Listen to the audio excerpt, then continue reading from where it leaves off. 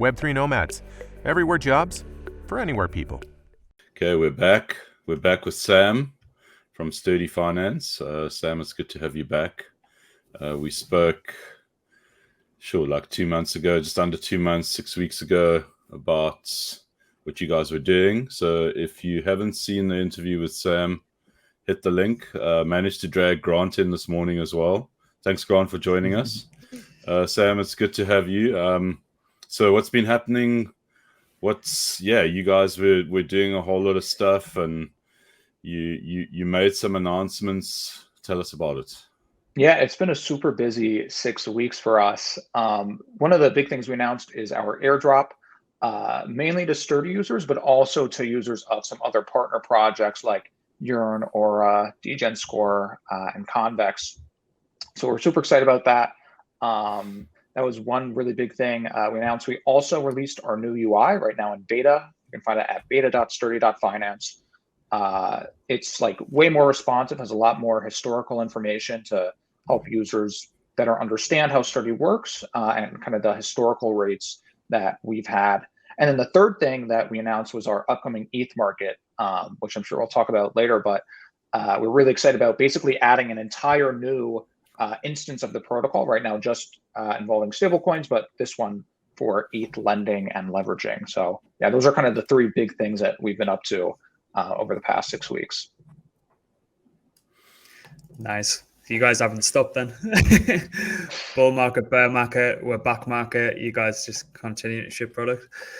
Yeah, even over the holidays, there was a little stuff too, but hopefully, as you said, things seem to be kicking up. So hopefully, we'll be back. Awesome. So I suppose with what immediately kind of sprung to mind, obviously there'll be a lot of people listening about the airdrop, but I really want to get into what's on kind of front of mind for a lot of people in the industry at the minute with the whole liquid staking derivatives, LSDs, as people kind of shorten them to. What's your opinion going into Shanghai Fork, and how does that affect you guys? Because obviously if you're going to have LSD vaults and looping through Sturdy Finance, I think that's a really great product that a lot of people could use. But I suppose from a more kind of high level, and then we can dig into how it's going to be used. How are you guys thinking about what's going to happen going into Shanghai and post Shanghai as well? Yeah, I think one thing that I expect is for staking yields to go down considerably. I think that post Shanghai, staking becomes considerably less risky and much more liquid now that you'll be able to withdraw your staked ETH. That said, I think the flip side of that is that I expect LP yields to go up. So let's say you're LPing the ETH pool on Convex or Aura or somewhere like that. I expect those yields to go up for a couple of reasons. The main one being that I think the competition is going to get a lot more fierce. You've seen Frax throw their hat in the ring, Rocket Pool growing, Coinbase as well. And so I think now with Shanghai sort of leveling the playing field to some extent, I expect some of these other products that have kind of been in the shadow of Lido to really pick that up and to see kind of a little battle there break out for liquidity. And I guess maybe to jump into your second point, right? How does that affect Sturdy?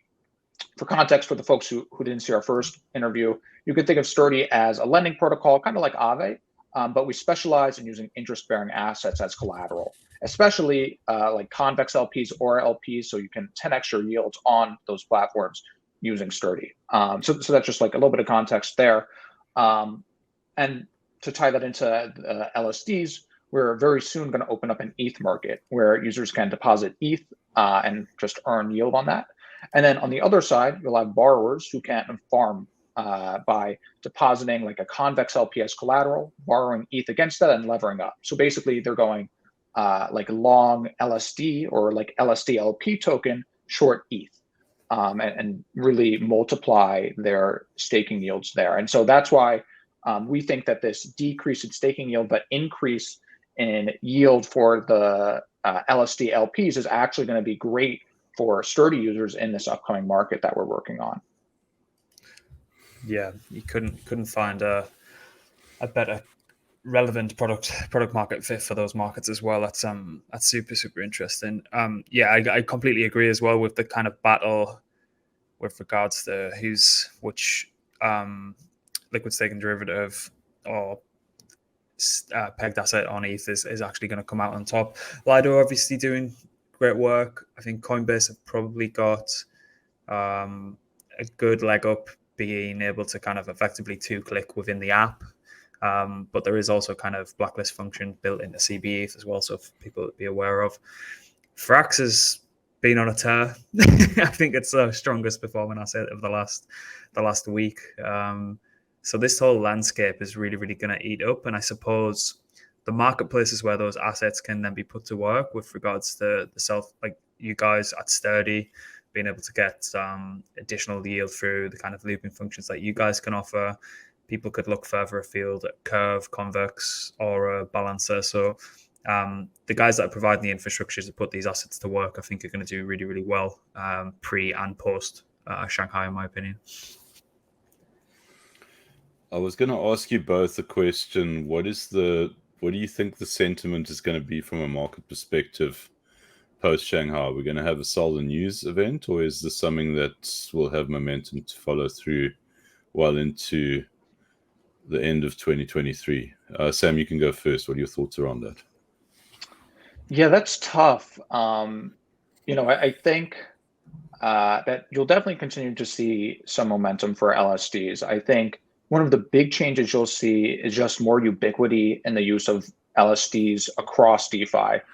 So you're starting to see them used as collateral. Obviously, with Sturdy, you'll be able to use them and their LP tokens as collateral. But even for the largest dexes, right? Like let's say the ETH DAI pool or something on Uniswap, there's really no reason why it wouldn't make sense to have like an ST ETH DAI swap, which is just more advantageous for LPs. They can earn additional yield, deepens liquidity, and then that's advantageous for traders, and you just get that flywheel going. So I think that is one big change you'll see post Shanghai, just more ubiquity of LSDs kind of superseding ETH in DeFi.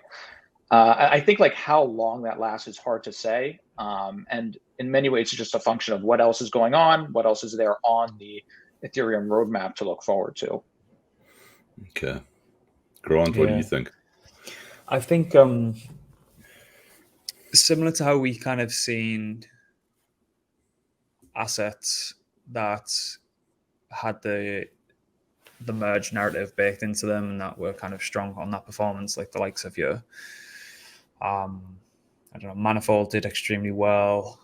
I'm trying to remember now. There's quite a lot of Arbitrum projects came and did really well. Anything that's kind of baked into that narrative, they did sell off, but probably caught a lot of market participants offside. There were larger macro headwinds at that point in time as well, but it's just always something that kind of stood out. We didn't exactly go into the actual merge happening with a kind of real, I suppose, local blow off top, if you want to call it that. But I'd probably expect something similar to happen again with regards to just on the price action front. But I suppose the utility and the underlying use of protocols that can be advantageous to the Shanghai upgrade happening will still then begin to gain an awful lot of traction, an awful lot of volume, an awful lot of new users as well. So I think if you're looking at it purely speculative nature, probably will see a bit of a sell-off because new narratives emerge every week in this space. But from a usage and actual fundamental perspective, I think it's 100% positive. Yeah, I think we're gonna see.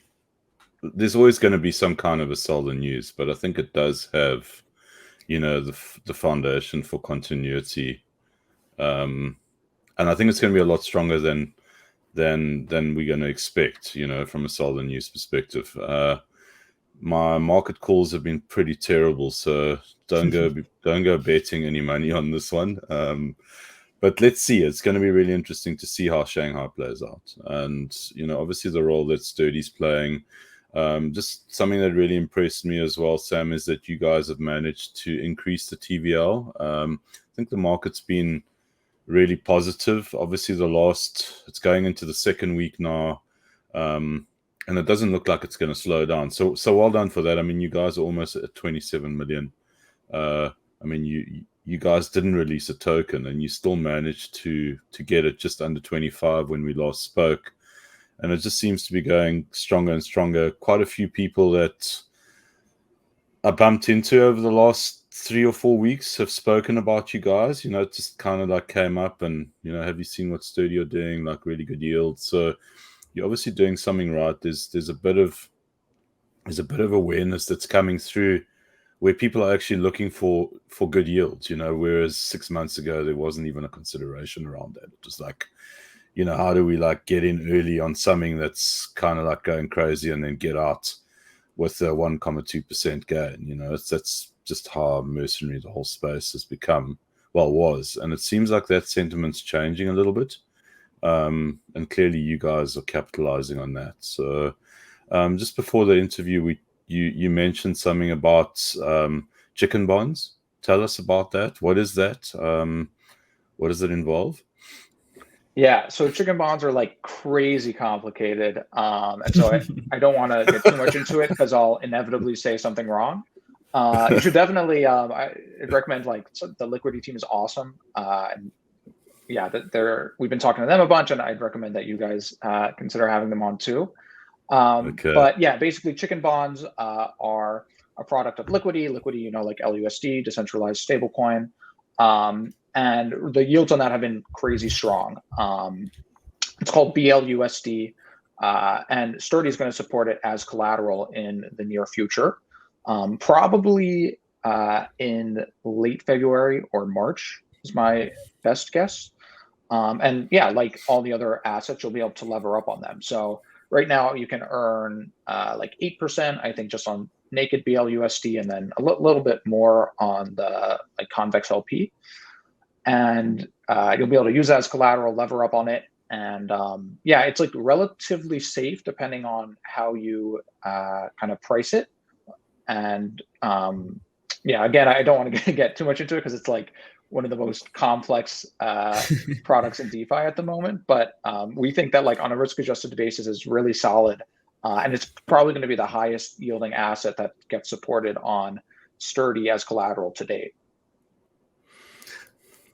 Yeah, it's a great product. I think we should probably reach out and try and get those guys on. We should probably be covering chicken bonds as well, just like a new emerging area of the industry that could do well to be distilled down into kind of everyday language, if that's even possible, because as you say, it is extremely complex, but we should try and at least attempt it, I think, for people, just to try and get that kind of product out there. I know it's doing extremely well, and even LUSD, I mean, kind of flew under the radar for a while, but now after everything that's happened through Tornado Cash sanctions from USDC, Tether, occasional blacklist wallets, and things like that, and then obviously the UST fiasco that happened, LUSD is slowly gaining credibility, popularity, and just bringing out additional use cases, which is obviously much needed when you're trying to scale a stablecoin of that nature. So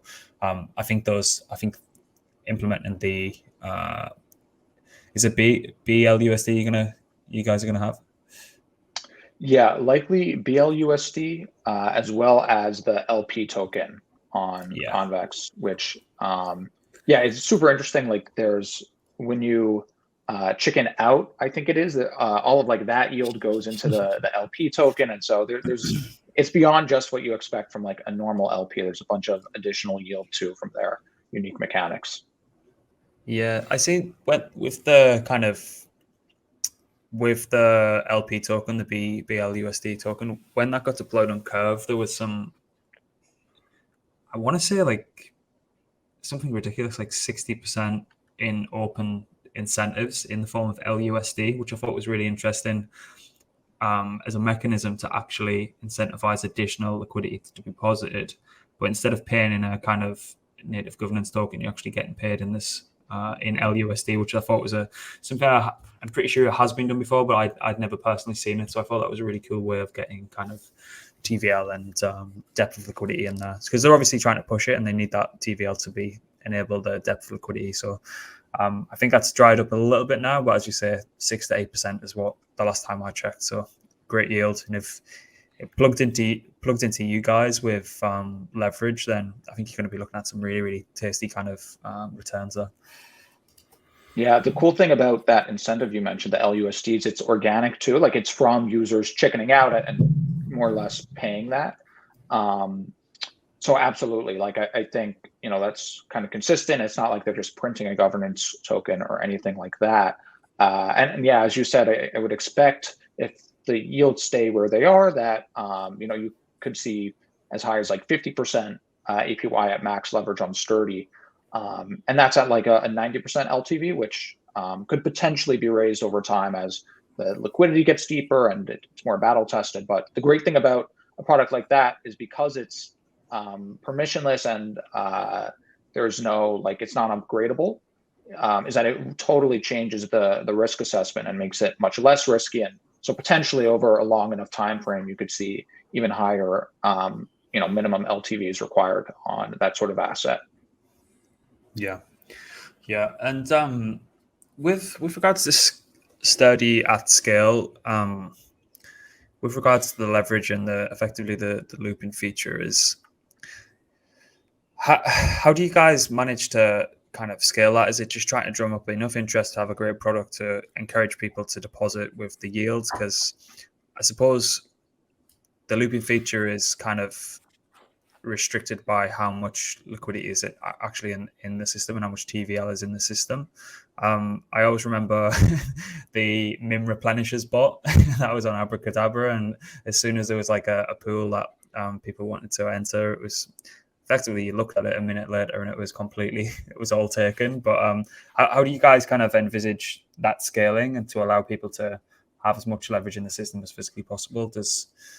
Don't want to get too much into token, but can the token play a part in that, or how do you think about that? Yeah, absolutely. I mean, to your point, this is probably the hardest part about building without a token, which is with the situation we've been in since we launched on mainnet back in June.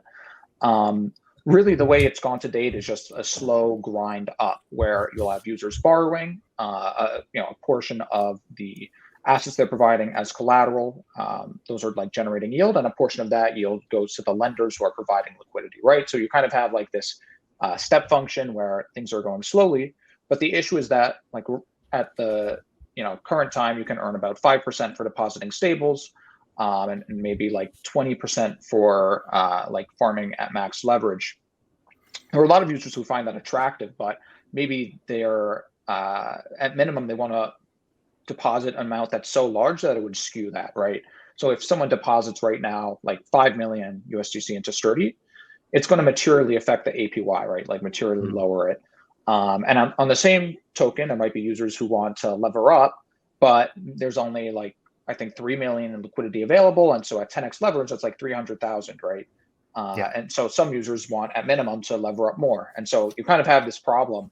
And so for that reason, I think it could make sense to have some kind of liquidity mining, even though, we've sort of deliberately avoided that to date to make sure that we can grow and build sustainably and build something that people want. There is that problem that you allude to where, without liquidity, it really has a negative effect on the platform functionality. And so that will be something that goes through governance. It's kind of no longer going to be on our hands once we launch the DAO in a couple of weeks. But yeah, at that point, I imagine there will be a proposal, and ultimately it will be up to the users. Yeah, makes a lot of sense. So with the protocol dynamics, like taking token out of the situation for a second, how is kind of thinking from a purely business perspective here? How for the users that aren't aware, how is the kind of revenue generated for the protocol? And is there other kind of paths to revenue generation further down the line? Yeah, so right now the way it works is, as I mentioned, you have borrowers who are depositing interest-bearing assets like convex LPs as collateral. The yield from those, part of that's kept by the borrowers, right, which is how they're getting this like leveraged yield. Part of that goes to the lenders to incentivize them to provide like USDC as liquidity.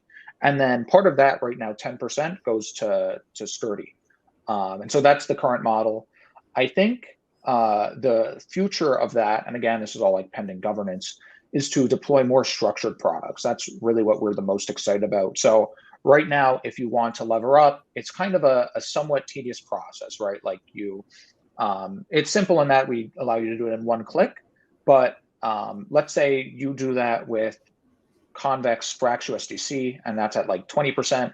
But then we launch chicken bonds, and you're like, well, I really want to switch over to chicken bonds. You have to deleverage and then lever back up, and that's quite a bit of gas, right? Because it's a large operation where you're doing a lot of different transactions at once. I think the future of Sturdy looks like some kind of structured product where you can just deposit like your USDC, and then it will automatically deploy it into the best leverage strategy. So maybe it will first go into Frax, USDC on Convex. Then when we launch chicken bonds, we'll automatically allocate a portion to that, and it will socialize the gas costs for those sorts of operations. And in doing so, I think that's a product that can probably have higher fees if it's at like 40% APY, right? You're not going to mind if there's like 4% of that sort of taken off as a fee. And especially for that kind of project or product that's a little bit more active, a little bit more involved, I think something like that makes sense. So that's how I'm thinking about it, is really building more like premium products that are ultimately going to be able to justify higher fees.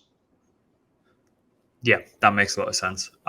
With regards to Convex, is there any... I know this is a little bit further down into the convex curve kind of onion, but is there any kind of protocols that you see as an additional layer on top of Convex that are doing kind of good work in that ecosystem that you guys could tap into? Obviously, I think Redacted and Hidden Hand is a little bit of a different product, more focused around the bribes marketplace, but I know there was the likes of was it Bent Finance and maybe Concave Finance as well.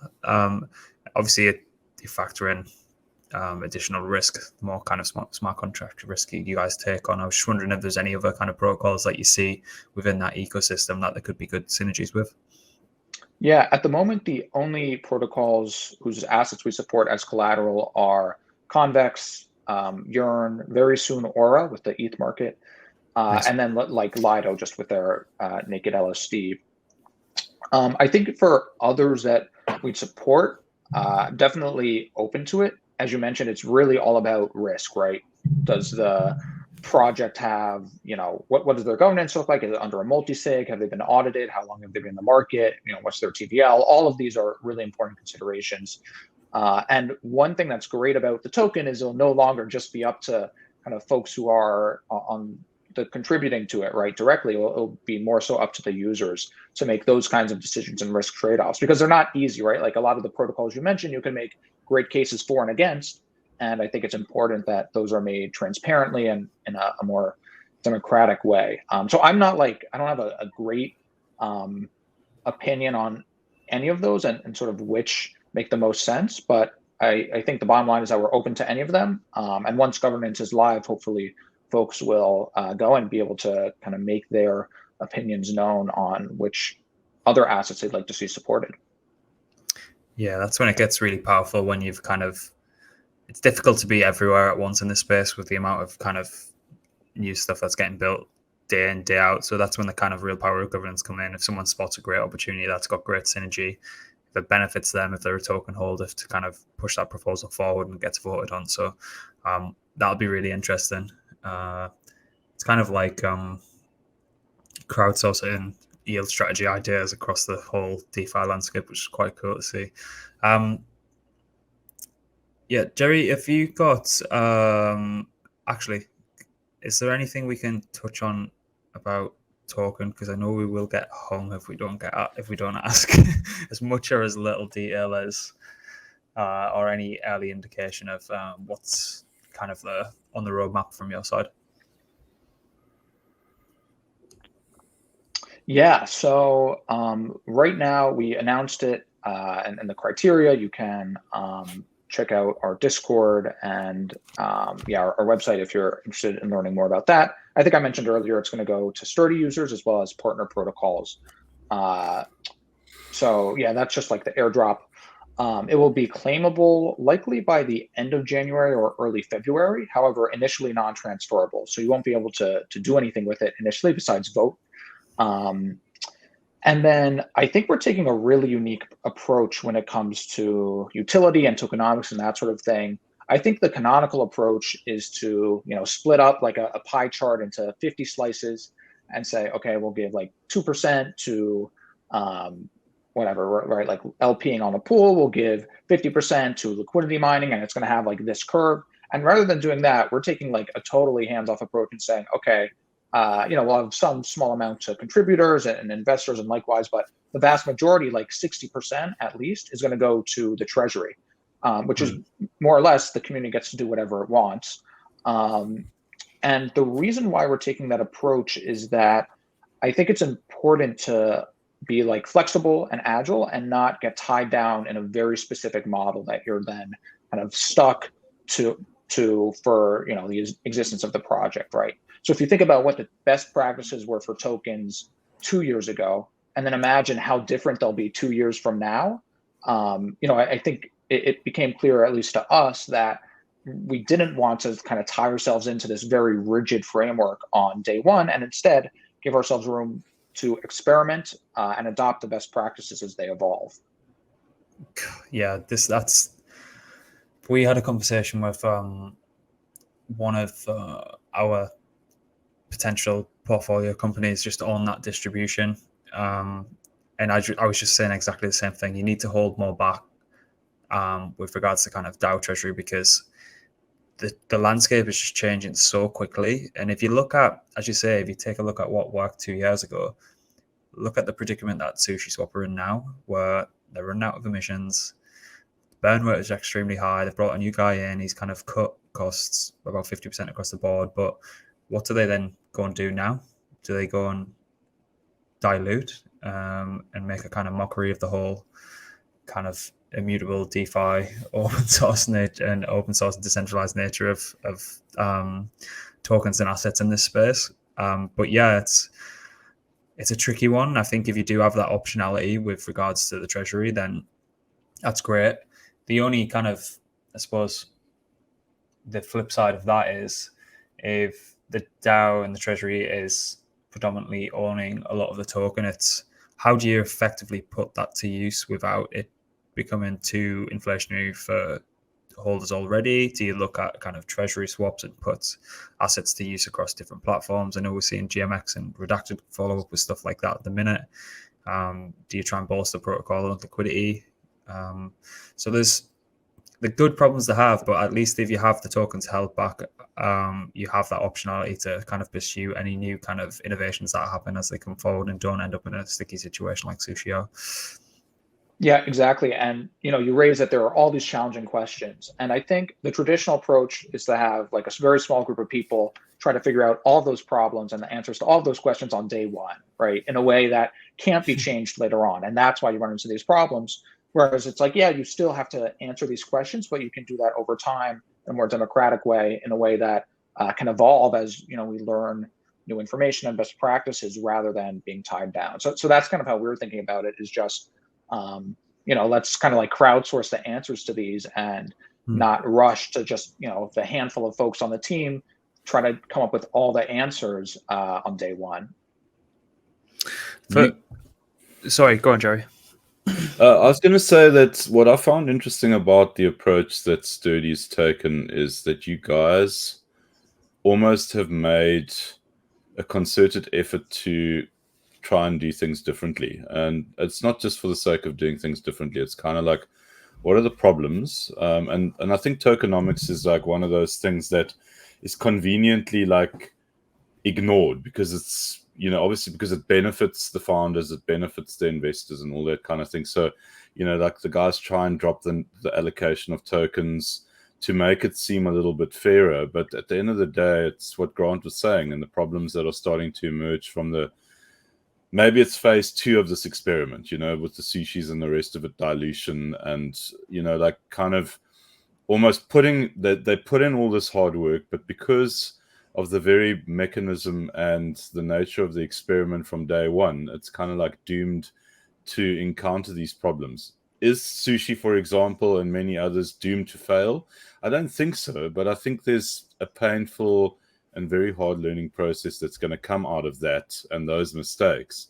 And you guys have undertaken to kind of recognize what they are. And I'm sure there's others that you didn't even see coming. But that doesn't matter because you kind of like have gone down the line. Cool, that didn't work. Let's see what's going to work. I mean, there could potentially be a whole lot of problems with having like the whole crowd funding thing. And, how does the token weights affect decision-making process?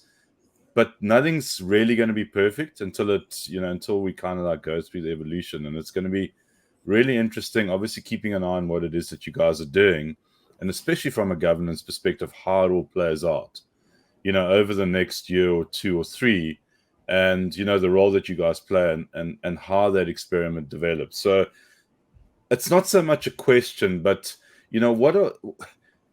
how do you think it's going to play out? I mean, it's kind of like, I suppose the answer is, you have this idea, but I mean, I think the right question is what could go wrong? What are like kind of like potentially the pitfalls that you can see coming and that you guys have kind of like put in place? And it'll be interesting to compare notes later on, Yeah, absolutely. I think the way that I would like it to play out is basically a bunch of A/B tests, right? So let's say, we try a liquidity mining program, and then we can kind of like sit back and say, okay, here's how it went. Here's how many tokens were distributed. Here's what it attracted in TVL and revenue and that sort of thing.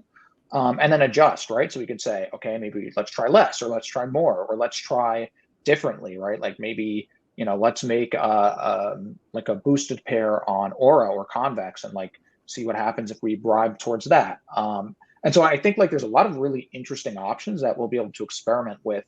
And then like whichever one works, we can just lean into, right? And kind of go hard on. I think to the pitfalls, I mean, there's a lot of just issues with leaving stuff up to governance, right? Like it can get like bogged down, it can get really bureaucratic. And so, one thing that we want to be thoughtful about is making sure that we have a process that encourages, or I guess discourages those things from happening and encourages kind of like innovation and flexibility. So to avoid that. I think, that's probably the big one, is just like making sure that it doesn't evolve into a nightmare. I think the most common failure case you see is that you need, is that it's too centralized, where like you don't get great participation. And I think the way that I would like to combat that is have governance be meaningful, where you can actually decide on like important things, as opposed to, it being just like kind of symbolic. And I think that's part of it, but in some ways that's an open question, right? Is how to incentivize governance, how to get more people involved, and how to like really effectively decentralize it. Well, the way you get more people involved is if you just keep your APYs going, and like you say, constantly explore where the boundaries are and continue to provide value as, the man that's at the helm of the ship. It's really, that is what it's about. And the testimony to that is the fact that you guys started this thing like right in the depths of Hades, and you managed to secure all this TVL, no token launch. I mean, I don't know how you did it. I don't know what kind of bribery and if any corruption was going on, but I mean, that's pretty impressive, sir. You know what I mean? So that's all it needs. It's kind of like, where are the best players, and then being there before everybody else. I mean, you guys have done it. So as long as that continues, then Sturdy's going to be around in the years to come. It really is that simple, and kind of allowing yourselves the flexibility to adapt to the winds, like kind of like the bamboo in the wind, as opposed to the steel structure, and that's what you guys have proven to do. And if you continue doing it, it'll be interesting to see how your experiment, kind of evolves and develops. So carry on doing what you're doing, sir. You did it in probably the most ridiculous and hard conditions possible. So, I mean, so many guys just couldn't. And I think it's going to be like, you said when we started the interview, it looks like it's back. Maybe it is, maybe it isn't, but it doesn't really seem to affect you guys. So look forward to seeing how that experiment evolves. So, well played. Sam, can I ask a question about your thoughts on liquidity mining? Because sure, for a protocol that will again require liquidity at scale, to scale. How do you think about the whole mercenary capital game, and do you think it's a bit zero sum where you're going to get people coming along just for incentives and then kind of leaving as soon as there comes a new shiny, more I suppose a higher opportunity elsewhere and things like that? Is there anything you've kind of considered and thought about? There are a few kind of weird and wonderful ways that I'm kind of seeing come on the markets to kind of prevent that and encourage kind of sticky liquidity and non-tourist mentality kind of thing. Yeah, absolutely. And I think in a lot of ways, my attitude was to try to avoid doing that possible, to make sure that we did build something that didn't require incentives just to work and to attract liquidity. I think, and so I think a lot of has been said about sort of the downfalls, right? That attracts mercenary capital. And, as you said, it can, lead to issues when that dries up. And again, we've tried to de-risk that by not launching any kind of liquidity mining for so long. I think, though, there are some positives. One thing that I was actually just talking about earlier on Twitter with the founder of Euler is that initially the baked in risk, like smart contract risk of a platform is really high. But that's going to tend to decrease with time, right? Like the longer a project's been in the market, generally the lower the smart contract risk is. And so if you kind of just have incentives being the inverse to that, they kind of cancel out that risk, then there's a decent case that you can make that you can kind of stay on a risk adjusted basis. You can have your APY be neutral because over time you'll have your incentives trail off, but you'll also have your risk trail off. And I really like that framework because it kind of builds a case for why incentives can make sense in a way that is sustainable. And I also like it because you've actually seen that play out with Aave, right? For initially, Aave had crazy liquidity mining incentives, was totally relying on them.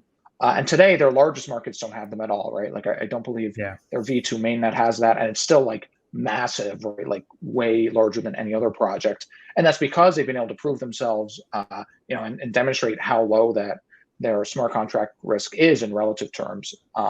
And so I think that's a key part of it is just using liquidity mining incentives initially, especially when you're opening up a new market, as we are for our ETH market. But then as you kind of establish yourself really firmly, you demonstrate that the smart contract risk is relatively low, you start to trail them off. And so I think exactly what they did is a great model. And the kind of proof is in the pudding there that they're the largest protocol, but they don't have any incentives. Yeah, that's a good one. And maybe even kind of event-based emissions as opposed to, as you were saying earlier, don't just kind of think of something at t equals 0 and then that's it, set in stone for the history of the protocol. So kind of playing it by ear, as I say, if you hold tokens back and have that optionality put into vote, obviously you need to move quickly. And I completely agree with kind of DAO structure can get a bit bureaucratic, particularly in the early days, and particularly when you need to move fast. I suppose it works a little bit better at scale when you're a little bit larger, but seems to be a lot of conflicting opinions in this space, as you well know. But no, I think that's a good answer. And again, you can kind of look at it as I suppose a Web3 version of a customer acquisition cost, and weigh up how much liquidity and how much kind of sticky liquidity and how many return users you're getting per token emissions. I know there was someone that we know, Jerry, someone out of the Eli 5 DeFi camp. They're creating reports now for projects based on how much emissions do they have to pay per liquidity and how much is that liquidity worth to the protocol, and kind of nice tidy data reports like that, which is quite interesting. I heard the Carvis from Lido, he's kind of heads that kind of aspect of Lido up, and that was a really good talk actually with the Tapioca guys. But yeah, it's all things to be considered. It's quite fun to kind of plan and kind of theorize all the kind of internal dynamics of a protocol. But I'm sure you guys will get it right. You have you've shown product market fit with regards to without having a token. There's not many that can do that, as Jerry was saying, and in how tough these times have been, I think. So yeah, kudos. And I'm looking forward to see how this whole thing plays out. I think it'll be a roaring success. Yeah, I think the other thing that really interests me on a greater narrative is, participation as a protocol on, say, mainnet, for example, which you guys have nailed down. But then you've got, the narrative around Arbitrum and the fact that, Arbitrum's obviously really shooting the lights out at the moment, like really doing well.